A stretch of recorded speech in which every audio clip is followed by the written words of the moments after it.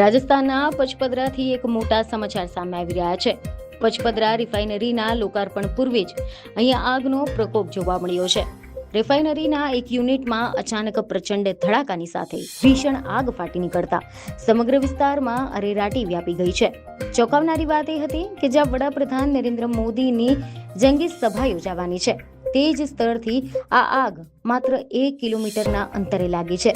આગની ગંભીરતાને જોતા તાત્કાલિક 20 થી વધુ ફાયર ફાઇટરોને સ્થળ પર જવા રવાના કરવામાં આવ્યા છે કે જેઓ આગ પર કાબુ મેળવવા માટે જહેમત ઉઠાવી રહ્યા છે. નોંધનીય છે કે આવતીકાલે એટલે કે 21 એપ્રિલ 2026ના રોજ વડાપ્રધાન નરેન્દ્ર મોદીના હસ્તે આ રિફાઇનરીનું ભવ્ય ઉદ્ઘાટન થવાનું હતું.